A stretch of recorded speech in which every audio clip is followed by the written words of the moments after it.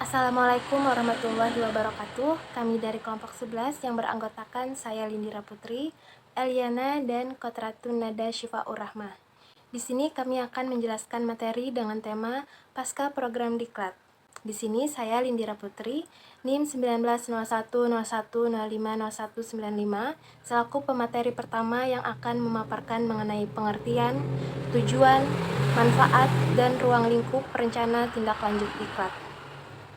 Pengertian tindak lanjut menurut Hirotugiman adalah suatu proses untuk menentukan kecukupan, keefektifan, dan ketetapan waktu dari berbagai tindakan yang dilakukan oleh manajemen terhadap berbagai temuan pemeriksaan audit yang dilaporkan.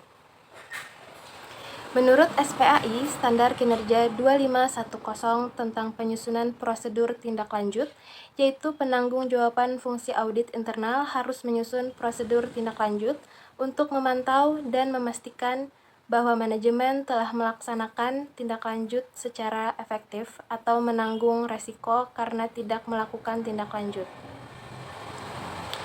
Adapun rencana tindak lanjut atau RTL adalah sebuah rencana kerja yang dibuat secara individual yang disusun oleh peserta pelatihan setelah mengikuti seluruh mata diklat yang telah diberikan.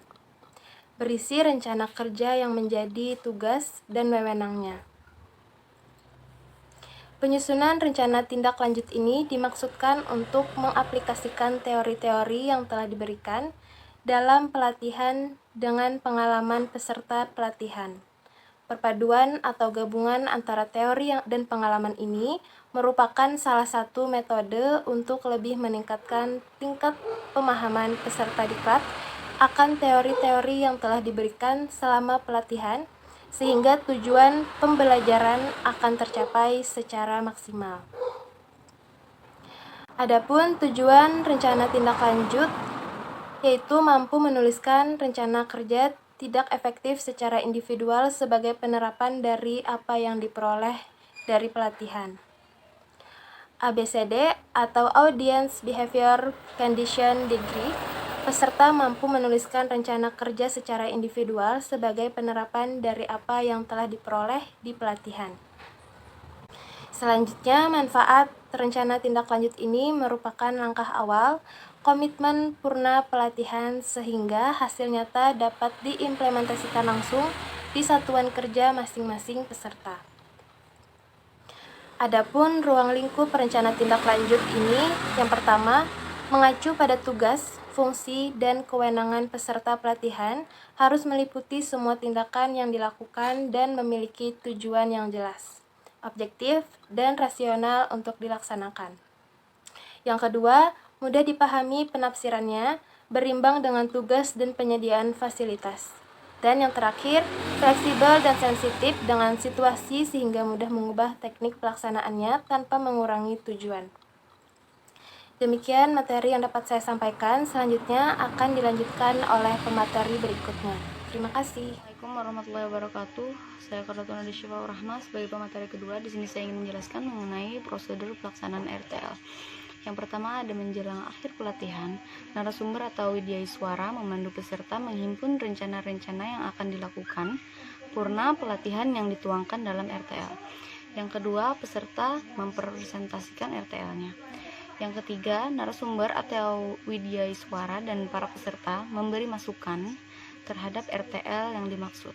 Yang keempat, penyelenggara mewajibkan peserta untuk melaksanakan RTL sesuai hasil masukan narasumber atau widyaswara pada unit organisasi masing-masing. Yang kelima, peserta melaksanakan RTL pada unit organisasi dengan mengacu pada RTL yang telah direvisi sesuai masukan hasil presentasinya. Yang keenam, peserta melaporkan hasil perkembangan RTL kepada narasumber atau widyaswara dalam jangka waktu yang telah disepakati. Lalu yang terakhir, narasumber atau widyaswara melaporkan hasil penilaian RTL peserta kepada penyelenggaraan diklat. Materi berikutnya yaitu mengenai unsur-unsur RTL. Dalam menyusun RTL, sebaiknya mencakup unsur-unsur sebagai berikut. Yang pertama ada kegiatan, yaitu uraian kegiatan yang akan dilakukan yang diperoleh melalui identifikasi kegiatan yang diperlukan untuk mencapai tujuan yang telah ditetapkan. Agar hal ini terrealisasi, maka diidentifikasi kegiatan-kegiatan apa yang diperlukan. Yang kedua yaitu tujuan. Yang dimaksud dengan tujuan yaitu uraian kegiatan yang perlu dilakukan berdasarkan identifikasi kegiatan sebagai bentuk upaya pencapaian tujuan yang telah ditetapkan. Yang ketiga output, yaitu hasil akhir yang akan dicapai. Yang keempat, tahapan kegiatan. Langkah-langkah yang akan dilakukan dalam melaksanakan kegiatan agar tujuan yang telah ditetapkan dapat tercapai. Yang kelima, stakeholder. Stakeholder dalam pelaksanaan RTL terbagi menjadi stakeholder internal dan eksternal. Stakeholder internal adalah pemangku kepentingan di unit organisasi peserta yang membantu dan memberi dukungan dalam pencapaian tujuan, sedangkan stakeholder eksternal adalah pemangku kepentingan di luar unit organisasi peserta pelatihan. Yang keenam, ada waktu. Dalam penentuan waktu, sebaiknya menunjukkan kapan suatu kegiatan dimulai sampai kapan berakhir. Apabila dimungkinkan, sudah dilengkapi dengan tanggal pelaksanaan. Hal ini untuk mempermudah dalam persiapan kegiatan yang akan dilaksanakan, serta dalam melakukan evaluasi. Lalu yang terakhir atau yang ketujuh yaitu bukti fisik. Kelengkapan yang diperlukan dalam mencapai output didokumentasikan sebagai bahan laporan hasil pelaksanaan RTL sesuai waktu yang telah disepakati. Warahmatullahi wabarakatuh. Perkenalkan, nama saya Eliana, NIM 190101050306. Di sini saya ingin menyampaikan materi terakhir kami yaitu tentang petunjuk pengisian. Petunjuk pengisian dalam mengisi RTL menggunakan format yang telah tercantum di atas tadi. Adapun cara pengisiannya sebagai berikut. Kontak pertama yang berisi pertama adalah nama, yang kedua nomor urut, yang ketiga daftar hadir, yang keempat instansi, yang kelima jabatan, yang keenam nama atasan, yang ketujuh jabatan atasan langsung, dan yang terakhir yaitu diisi sesuai data pribadi peserta.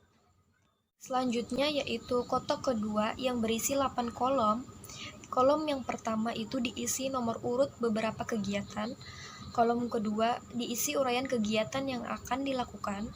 Kolom ketiga diisi ketetapan-ketetapan yang ingin dicapai dari setiap kegiatan yang direncanakan.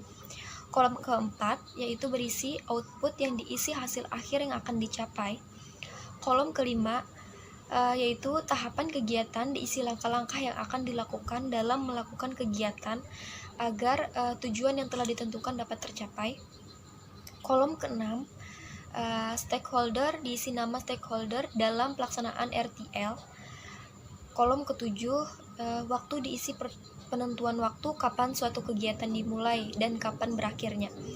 Dan yang terakhir yaitu kolom ke-8 adalah bukti fisik diisi dokumen kelengkapan yang diperlukan dalam mencapai output.